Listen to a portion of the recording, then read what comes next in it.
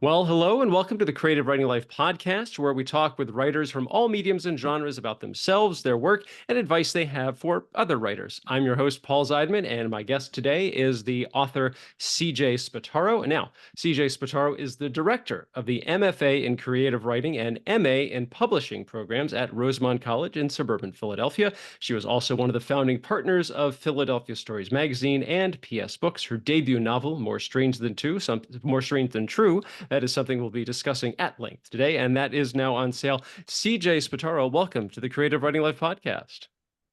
Thank you so much, Paul, for having me. I'm excited to speak to you. Oh, wonderful. My pleasure to have you here as well. So, as regular listeners and viewers of the show are familiar, we like to start things off talking about things we may have read or watched lately, if we liked them or we did not like them or we were indifferent.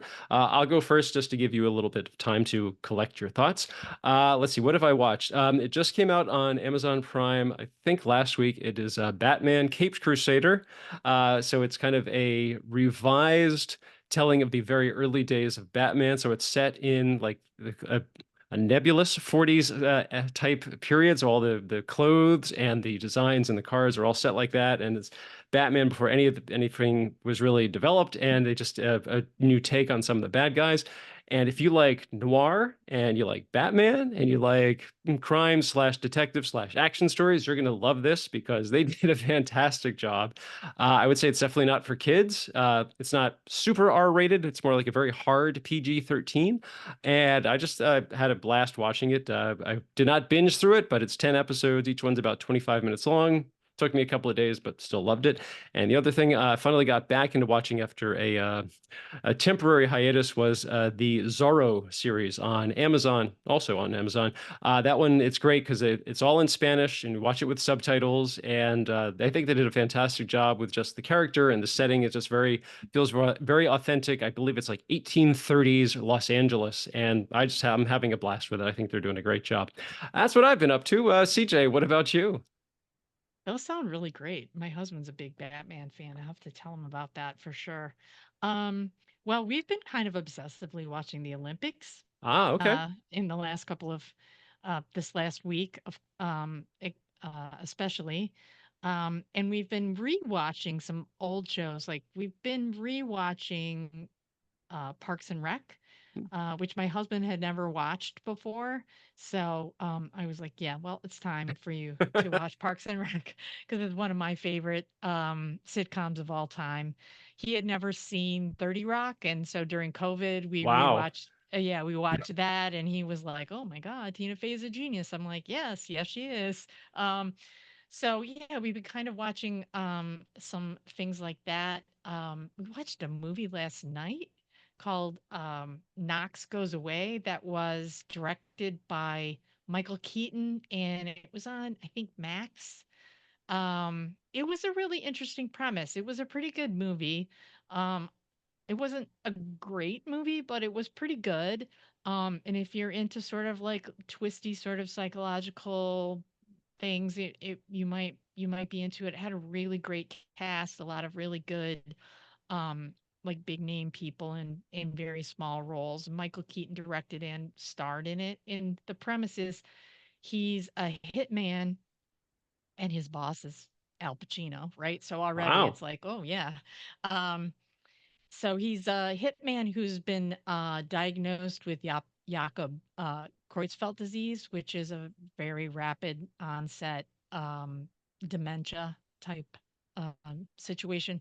So he's trying to wrap things up before he completely forgets his whole life and Hmm. take care of his family and all that stuff.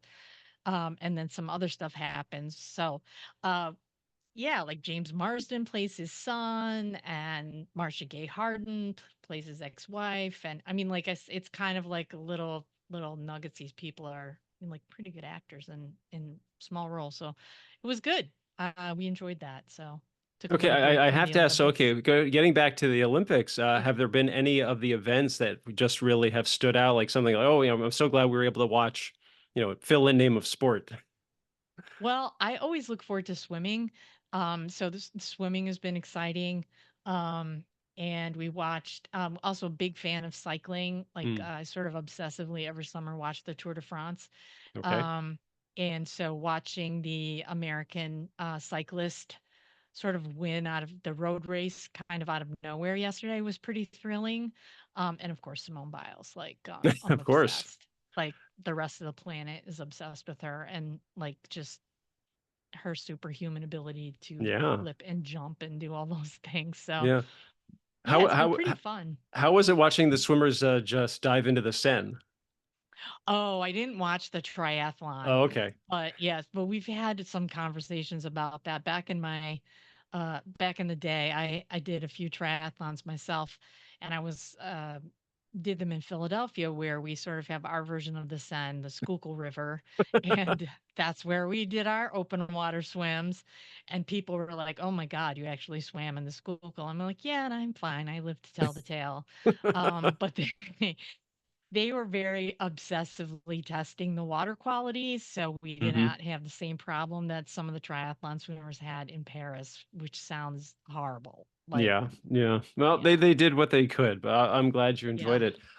So CJ, let's talk a little bit about you. So what is your background as a writer? Were you like one of those kids who was just writing all the time, or did you kind of get into it a little later in life, like, hey, I actually like this and I'm good at this. I'm gonna keep doing it. Kind of both. I kind of have had an unusual sort of journey to where I am right now. So I did start writing when I was really young, like a lot of writers. Not long after I learned to read, I started, writing things, stories and poems and all that kind of stuff, little plays, things like that. And I loved it. And when I was in high school, I had this incredible job. Like, it was the late 70s. People still could do things like this at that time. I had a job working as like a junior reporter at the local newspaper.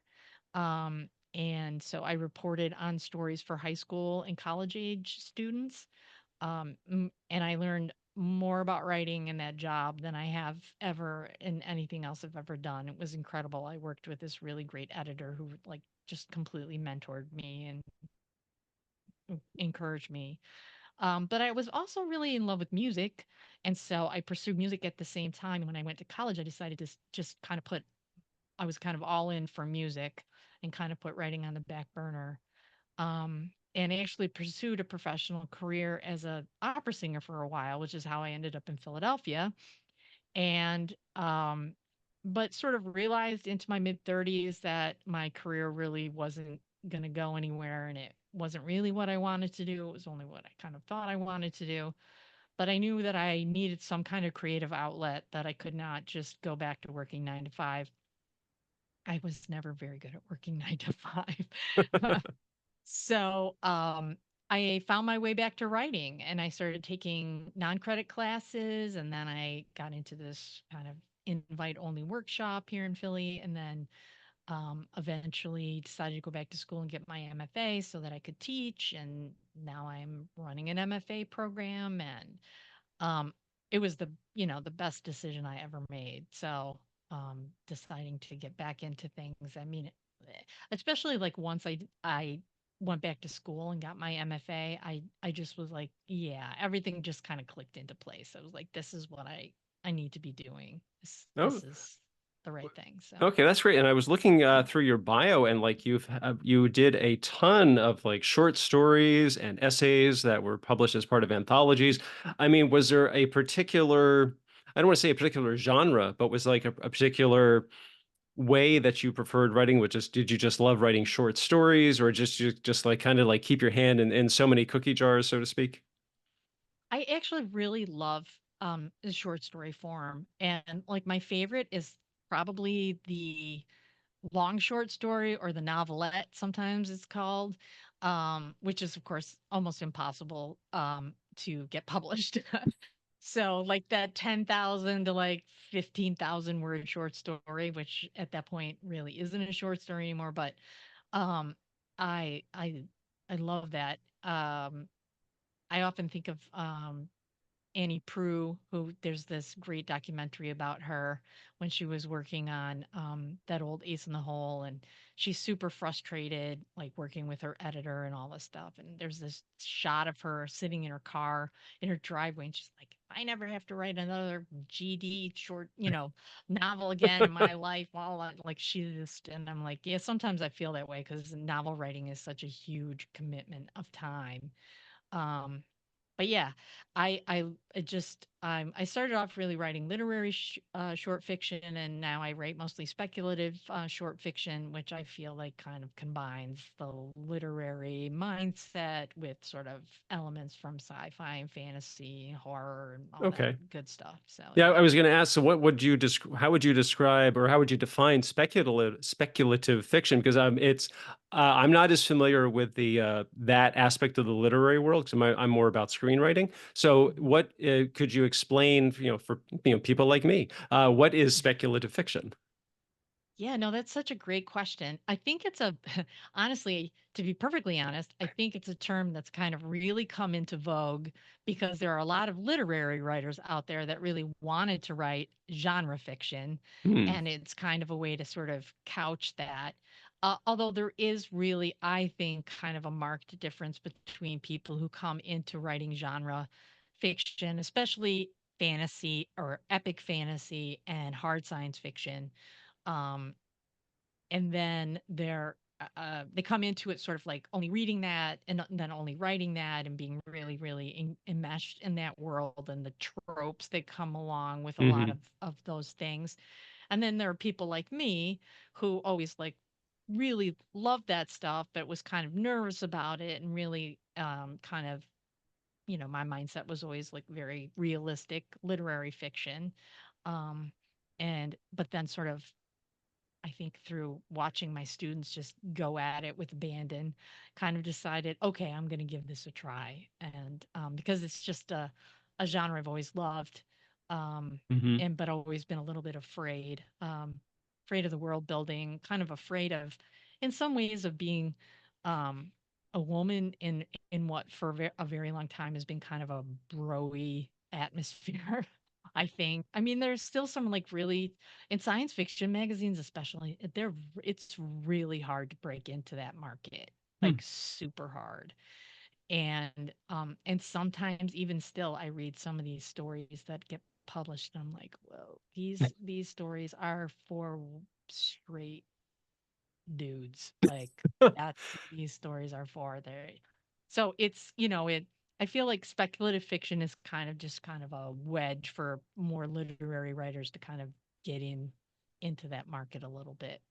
And it's Okay. super popular right now, right? Like Okay. there's all kinds of writers who are writing, like I think of someone like Sylvia Garcia Moreno who wrote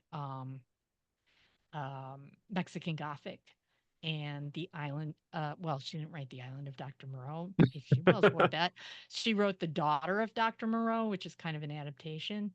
So, she's a very literary writer and she just, is all in on the Gothic and all that stuff. So, um, anyway, so I think it's very popular. I think about writers like Carmen Maria Machado as well, Hmm. who, Eve, her memoir was speculative, right? She used elements of genre fiction in her memoir. So, Okay, so I just want to make sure I have it. I'm kind of grasping it. So it sounds it's not exactly fan fiction because that's using already established characters. But so right. it's kind of like I'm a big fan of Lord of the Rings, so I'm going to write. Is it going to? I'm going to write a story set in Middle Earth, or I'm just going to write a similar kind of fantasy story. I think it's like, I mean, I think a lot of fantasy is like, oh, I really love Lord of the Rings, so I'm gonna write epic fantasy. Okay. I think with literary fiction, it's more like I'm gonna write or with speculative fiction, I'm gonna write a story or a novel that explores these kind of ideas, and I'm gonna use these elements from the Lord of the Rings that I really loved. Hmm. So I'm gonna have like a big symbolic gesture. I'm gonna use the quest. I'm gonna use these things, and there's going to be some magic, maybe a dragon or something, right? But the core is not really, the point of the story is not really the dragon and the quest and the magic, whatever it is, right? It's the focus on the character development and the relationships and sort of a larger theme, I think. So it's So more like the characters and the story. It's the like the heart of the story rather than what it's all dressed up in. yeah, absolutely. That Okay, that's how I think about it. I mean, that's sure. how I think about my own work, like especially the speculative short stories that I've written. Some of them have been very definitely inspired by specific stories of specific writers. One of my favorite short stories of all time is Ray Bradbury's The Rocket Man, um, which was made famous by the song by Elton John. But so I wrote a story that kind of like flipped it, like kind of took the premise of the story and made the Rocket Man a woman. And like, what would it be like if if the main character of the story um, was a woman and kind of abandoned her family with regularity and kind of, you know, dug into that a little bit. Stuff like that. Yeah, and even my novel, I think, um, my uh, premise was really more about like, you know, what happens when you become really lonely, and let's say you get kind of drunk one night, you make a stupid wish, and like, this crazy magical thing happens, right? It actually Hmm. comes true.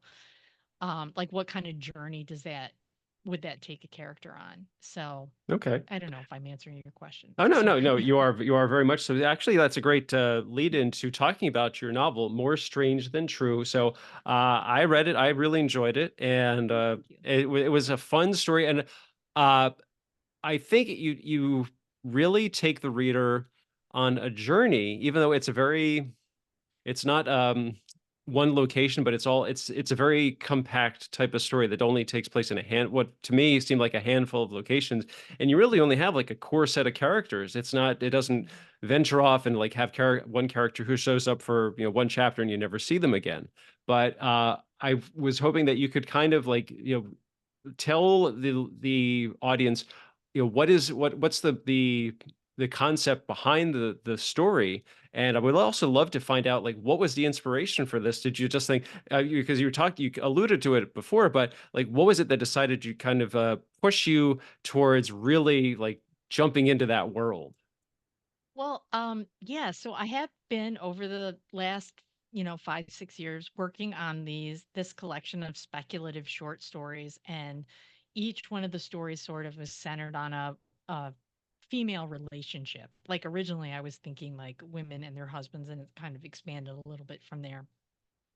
But so I just I don't know. I don't know. I don't even know like where these ideas come from sometimes, but I was sort of thinking back to my early days in Philly, and where I had a rescue dog, and I just loved my dog, and he was such a great dog. And I was kind of lonely. My career was going nowhere. I was broke. I was not entirely miserable, but not entirely happy either. And, I sometimes would kind of look at my dog and be like, why can't you be a person? Like, why can't I find someone who's like as devoted to me as you are? And that kind of thing. And so I just kind of started thinking about that idea and thought, well, what would happen if a woman actually made that kind of a wish and it came true? Like she wished her dog was a person, and it actually happened. Like what would happen at, what kind of things could spin out from that. And so that was the core idea behind the book. And originally I thought, oh, this will be a great short story. And then I was like, yeah, once I sat down and I started really thinking about it, I was like, even though the core idea is really small, the outcomes from this are going to be huge. And it's definitely going to have to be a novel length work. So um, that's kind of where it all started. Okay. So, So, for people who are not familiar with the book, that this woman makes a wish, and spoiler, her dog turns into a man, but there's magic involved, and so I think that was why it was really intriguing that the book is described as romantasy. So, like a romantic fantasy. So, it's a bodice ripper, but there's chainmail involved. This is kind of what my yeah. first thought went to. But what I thought was really fascinating is that you incorporate a lot of elements of A Midsummer Night's Dream. Mhm. And I could not get over just, like, how much you were including in this. It's just like every chapter, there's, like, a little bit more, and I was thinking, like, she must really love Shakespeare or really love that play, and I was also thinking, like, how much research did you do to, I guess, incorporate all those different elements into the story? And I guess a follow-up question to that was it tough for you to adjust the planning and outlining of the story to accommodate all of the research you did? I'm sure there's probably, like, stuff you never got around to using. Yeah, that's true. Always.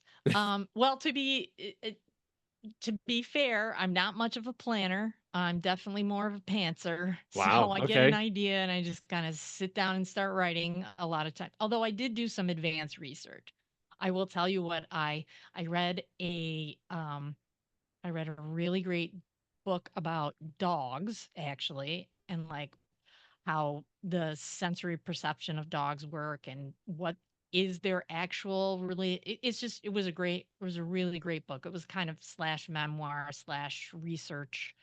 I think it was called Inside of Dogs or something. I can't remember the exact title, but it was really good. And that's where I learned about like how what dogs actually see, you know, and people have said, well, how do you know what colors a dog sees? I'm like, well, they can autopsy a dog's eye and they can see how many rods and cones are there, and so from that scientists can determine, you know, what color spectrum dogs actually can see, and it's not the same as humans. um so I did do that. I did do some research. I kind of decided early on, because I was kind of I was like, well, okay, so someone is going to magically show up and turn this dog into a man, so who is that going to be?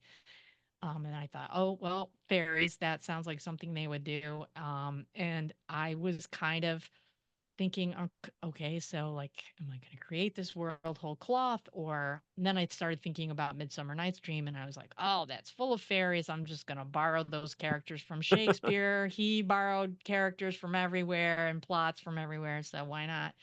And then I really wanted Titania to have two sisters, and she doesn't in Shakespeare. So I borrowed fairies from mythology. And to be fair, like I always say Iolanthe because of the Gilbert and Sullivan operetta that was written about her, but I had an interviewer pronounce it Yolanthe, which I think is Wow. probably more correct. So now I'm making sure that I tell people that. But like in my head, I have the whole just silly, ridiculous Gilbert and Sullivan plot in my head about Iolanthe. So um, yeah, so I wanted it to be like a very female centered book. So I did read Midsummer like 3 or 4 times and watched a couple of versions of it. And made notes and, you know, would have to go back and refer to things. Like, I decided that I couldn't really borrow the plot of the play because it kind of doesn't make any sense. It's a little bit ridiculous. It's a lot ridiculous, but, you know, with all the mistaken identity and all that stuff. But I did sort of, I borrowed the characters, you know, the love and idleness potion. Um, you know, the idea of transformation, you know, Bottom gets transformed, you know, they make him a man with a donkey head and, you know, that idea.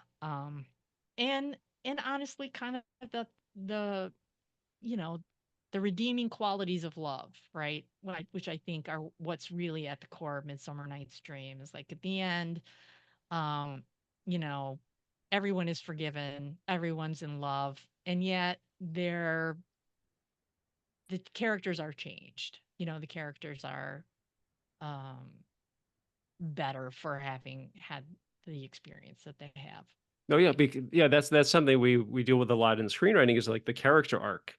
Like, how is Hmm. the character different at the end from how they were in the beginning, and what did they go through to affect that change? And I just want to touch on this really quickly because you were talking about Hmm. earlier about speculative fiction that I Hmm. thought one of the most enjoyable, I guess it's almost an Easter egg in this story, is that in the fairy realm, there's it's I think it's like orcs and goblins, like they're not on strike, but there's an uprising, Yeah. and I just thought, wait, orcs? Okay, now we're really getting into like a fantasy fiction, and I just thought that was a clever addition to make to the story to almost give like I don't want to call it a sense of realism in the fairy realm, but it just felt like it makes it seem that much more complete. Like it gives it a little more three-dimensionalness, if you will. Awesome. Thank you. Well, yeah, I thought it would be fun too, right? Like they have to have some kind of conflict going on. So I thought, well, why not? I'm sure they have a hierarchy and, their whole thing. And I thought it doesn't have to just be fairies, right? There can be all kinds of magical creatures living in the realm, or individuals, however, right? They're not necessarily Sure, sure. creatures, they're individuals. So why not? Why not just go all the way?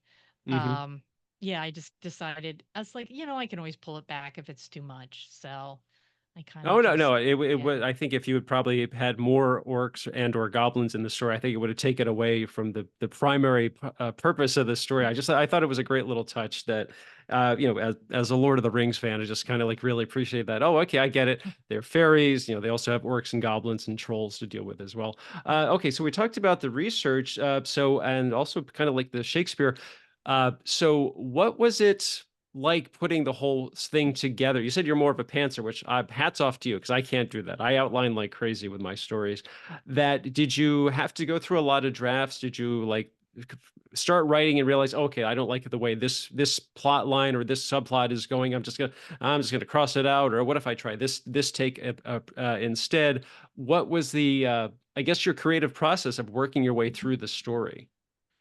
Yeah, that's a really good question. And I did something with this book that I have never done because I've written other novels, but this is the first one that I've sold. And I feel like, and this is something I teach novel writing in the MFA program, and this is something that I talk to my students about, is that for me and for a lot of people that I've had the opportunity to talk to, other novelists, you can come up with a set, sort of process, if you will, right? This is what I do when I write. But with novels, things tend to be kind of like every book, sort of, at least for me, and I know this is true for other writers, every novel sort of presents its own process. Like it's never the same way. I know after Right. I wrote the first one, I was like, oh, good. Now I know how to write a novel. And then I sat down to write another one and I was like, nope, I have no idea what I'm doing. So, I mean, I had a little bit better idea of what I was doing, but um, yeah, it wasn't really any easier. So with this novel, as I said, I teach novel writing classes, and I often would talk about, and you would appreciate this as a screenwriter, about the three act structure and how Ah. so much of screenwriting has sort of made its way into novel writing and Hmm. thinking about novel writing, like that famous Save the Cat screenwriting book, because now there's a, Save the Cat writes a novel or something like that. There's all these things. And so I would always sort of talk about these different ways to structure a book. And then I would rail against the three act structure about how it Ah, doesn't make any sense because the only thing that has act breaks anymore is, network television where there's commercial breaks and blah, blah, blah, blah, blah. Right. Um, but we would talk about it because a lot of the students, that's the foundational sure. information they come into the program with because it's so prevalent. Um, and so I have this simplified sort of version of a three act structure that kind of like, it's a simplified kind of hero's journey that's built around a three act structure that has like 12, I think, or points, or 13. Mhm. And so I kind of, since I had all these ideas about this book, but I didn't necessarily have a plan. What I did is I sat down and I used each one of these things. Like, the first chapter is about the ground situation. I think I added that, which is kind of like the exposition, right? And then, um, there were different elements.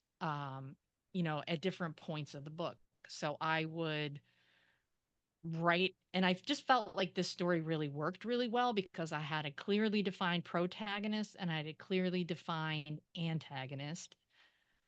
Not I don't think of Titania as a villain. I think of her as an antagonist, as the Mm. person who's in opposition to the protagonist, right? That's the more traditional way of thinking about a protagonist than an antagonist. Um, and I've never really written a book where I had that and it was super fun and it Mm. made things a lot easier. I was like, why don't I do this all the time? But yeah, so that's basically what I did. So there were like these 13 steps and I kind of sat down, and then the problem was when I got to the climax, like the turning point, I was like, "Oh my god, I don't know what I'm doing." Like I was away at a writing retreat and I was kind of stuck. And that's when I thought of the whole Elf King. Oh, okay. Not to give away too many spoilers, but I listened to a lot of German romantic music when I was writing this book. And this is where like my music background comes in, and I just started thinking of this Schubert song, um, which is this setting of the musical setting of the Goethe poem, Der Erlkönig, and I was like, oh.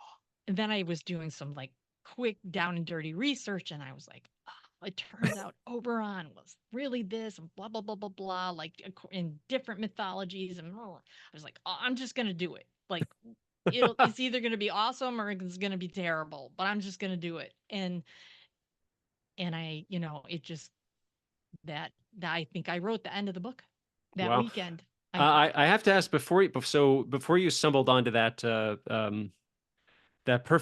unexpected solution, did you have an ending in mind, or were you just kind of like, oh, I don't know what it's going to be, or you just kind of like you had a few possibilities that you hadn't really explored? I mean, how did that end up just coming? Oh, serendipity. That's the word I was trying to think of.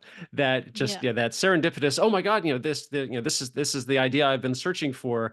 Did that just wipe everything else away, or were you able to incorporate a few things that you had before into that? Or I mean, what was the process of putting all that together? Well, I actually sort of had envisioned the very ending of the book for Jewel kind of from the beginning. Okay. Um, but I had no idea how I was going to get there.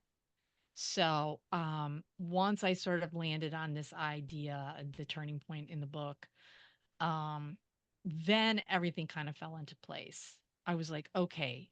And for me, the way was really clear. I've had some readers tell me, oh, they didn't really expect that ending Hmm. necessarily. And that's why I wasn't always not, I wouldn't say uncomfortable. I mean, people can categorize a work however they want, but the whole romanticy label, like, I feel like it's not a real traditional romance in that, Mm. romance has really specific tropes that a lot of readers really expect you to hit. And if you don't hit them, sometimes they get mad. And so I was a little afraid that maybe people who picked this up thinking it was going to be a traditional romanticy might Oh, get a little oh, annoyed. wow. Um, but other people really wanted to call it that, people who were helping me sell it. And I'm like, okay, that's fine. It's a very hot category right now. We'll just go with it. And people get annoyed, they get annoyed. But so far, no one's really gotten annoyed. Um, but yeah, so that's how I had that ending because I frequently know where I kind of want the story to land. It doesn't Sure. always land there, but Hmm. I kind of am writing towards that. And um, but the hard part, is trying to getting there.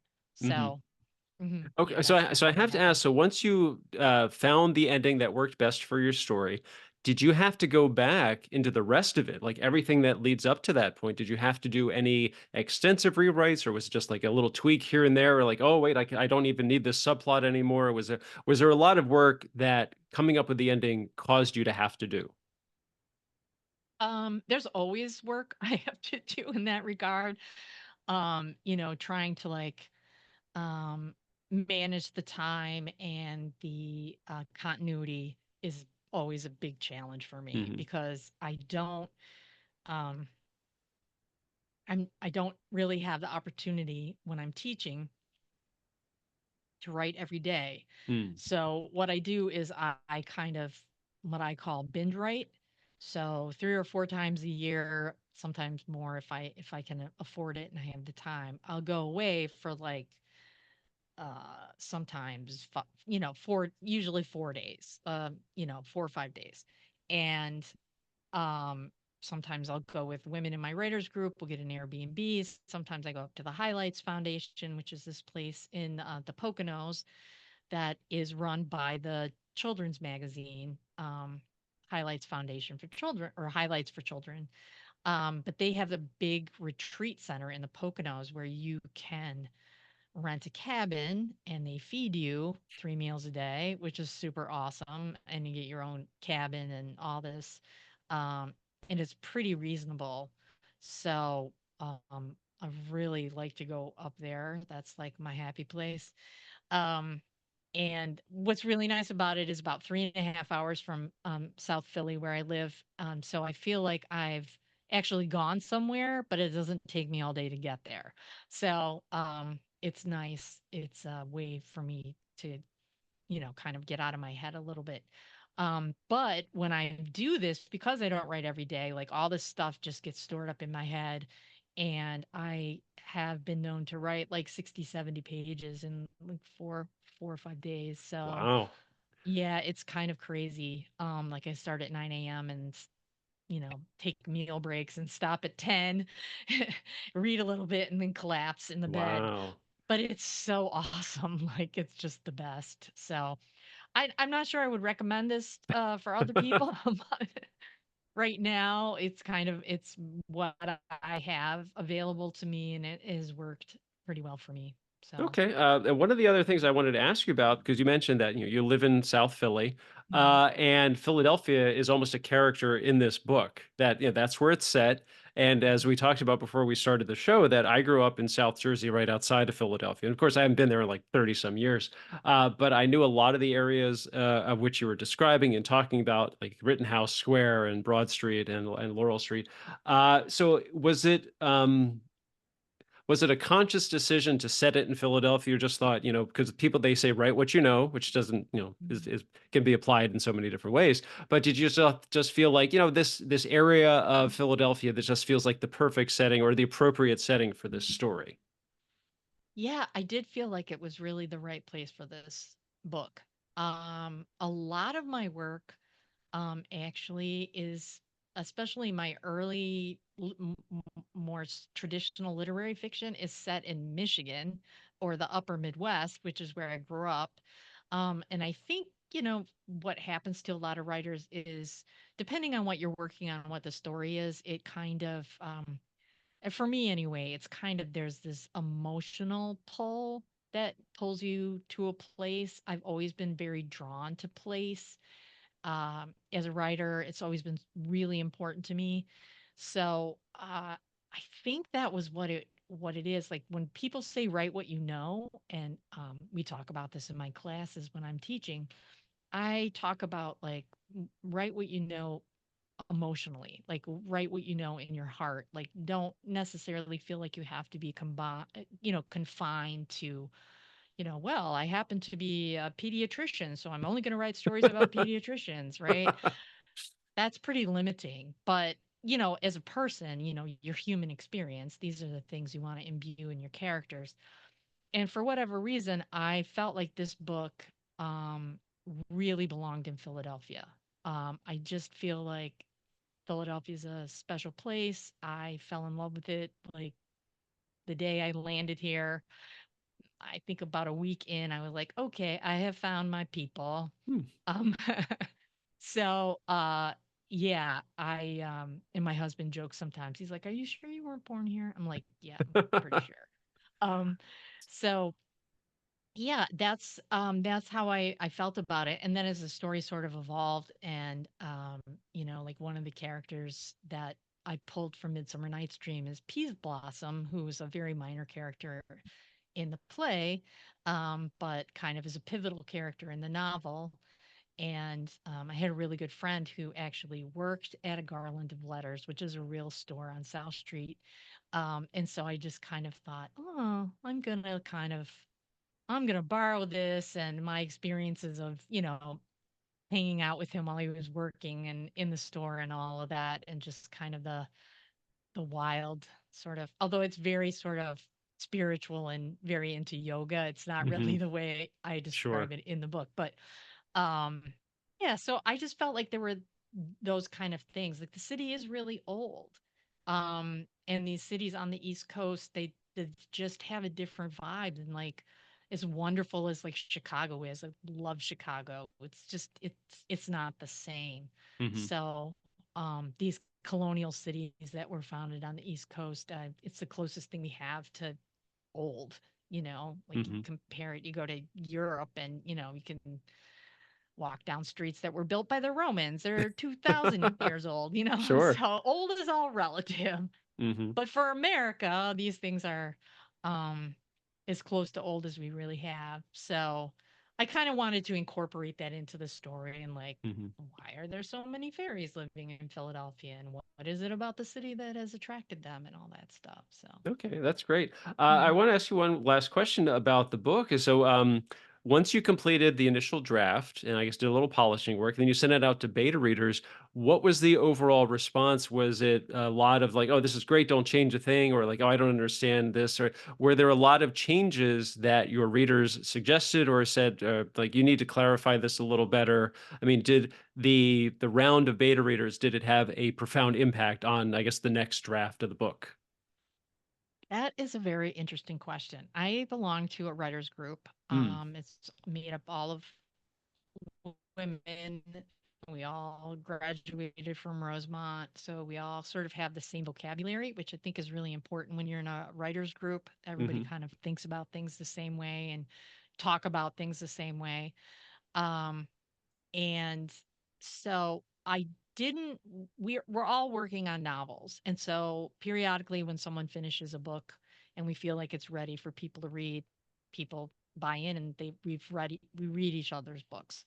So they were my first readers. And they read, like, if I was stuck on certain chapters, I might like workshop a chapter or something. But I've kind of decided, having done this a few times, that I really prefer to wait until I have, a fairly polished draft done, or not a fairly, but a Mhm. middle of the road draft done of the whole thing, because otherwise you just get wonky feedback, um, in my opinion. But what I did do with this book, because I felt like it was a pretty far out idea, and it was the first fantasy I've ever written. So I have a very good friend who writes fantasy and horror. His name is Greg Frost. And I asked him to, after I finished the first 50 pages, I think, I asked him to read it and I said, tell me if I should keep writing this or if I should just put it in the garbage. And he he made some really good comments because that's how Greg rolls. About deadly exposition and blah blah blah. But he thought the premise was really good, and he really encouraged me to write the book. So I did. Um, and then I was sending it out to agents and querying it and all this good stuff. And I was getting a lot of requests for full reads, but I wasn't getting any offers. And Mm. people couldn't really put their finger on why they didn't want to represent the book. It was a lot of things about my writing and all that stuff, which is nice, but it's still a rejection. And then I met this agent who um, put her finger on what she thought the problem was and said, if you want to tackle that in a rewrite, I will read it again and reconsider it. And once she told me what her thoughts were, I was like, oh, this totally makes sense. So I took a summer and I rewrote the book, and mostly I didn't have to rewrite it really, but I did another revision. So she felt like I had spent too much time emphasizing the fact that Oberon used to be a dog. And once she said that to me, she said, it sounds like Jewel is in love with her dog and Mhm. not with Oberon, the man.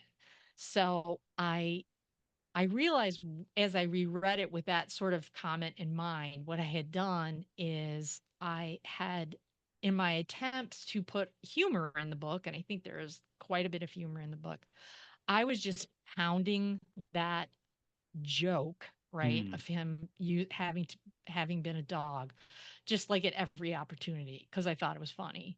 Hmm. And it was kind of funny, but it was also sort of like pushing the book in the wrong direction. So I went through, and after about, oh, I'd say maybe the first 30 pages, I pulled out almost every reference to Oberon having been a dog, and kind of reworked it that way. And then I sent it to some people who had never read it before, and said, one of whom was my sister, who's an engineer, but she loves to read. And I said, "This is what the agent said to me. Will you read the book and tell me what you think?" And most of the feedback was like, "Yep, yep, this is good." And then my sister said, "I think on page 98, you need to go back and fix this." And I was like, "Okay, you will now be my reader forever." Because she was right. I went to page 98, and there it was. There was one more thing I just really needed to tweak. Um, and then the agent ghosted me. So Oh there you no. go. Yeah. After all of that, book was better. The book was much, Hmm. much better. But after that, it kind of took the wind out of my sails as far as like trying to find an agent. Um, and that's when I found Sagging Meniscus was a small indie press that, Hmm. another friend of mine has published many books with them. And I'm super grateful that Jacob Smullian, who's the publisher, fell in love with the book, and, agreed to publish it. So, Had you looked into self-publishing? um, you know, I have thought about it, but self-publishing is not, I don't know. It's a lot of work. Mm. And if you're going to do it right, it yeah, I was just not really interested in self-publishing. I might consider it more now that I've been, but I don't know. I It wasn't for me. I know it's for Okay. a lot of people, and a lot of people have had a lot of success. Like we've had some writers come out to the MFA program and read and talk about their publishing journey. And like one writer last year talked about how they make six figures on Amazon Wow. self-publishing. But it's like, I know it was insane. But it was just, but she's also writing like 50,000 words every month, and Mm. publishing it. Yeah, which is a lot. So or maybe not that many, but her books are small. It's almost like back in the day, Dickens was serializing things. I think the really successful self-published writers on Amazon, that's kind of what they're doing, is they're putting out like, you know, almost novelette or novella length work, like on a really regular basis, and that's how they get return readers and that kind of stuff. Okay. So, That's great stuff. yeah. So let's wrap it up. The question I always like the writers who I talk to, what advice or pieces of advice would you give to people out there who are looking to do the same kind of thing? Like, some, oh, hey, I have an idea for this kind of story. It may be speculative fiction. It may just be a straight up regular prose kind of story. What advice would you say to them, like if they're not sure, like, do I take the plunge, or what should I do, what approach should I take, all that sort of thing?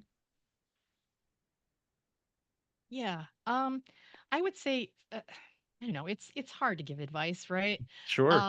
It took me so long to get a book published, like literally 20 years. Hmm. So I I guess for me, like the thing is just persistence and resilience, right? You're going to get a lot of rejection. Like when Hmm. that agent ghosted me, it just about crushed my soul. I'm not going to lie. But I just kept pushing ahead. You have to, for me, it's like, persistence, and also working on your craft, like always remaining a student. I love taking classes. I love reading craft books and trying new things, and always working to be better, hopefully. Um, these are the things.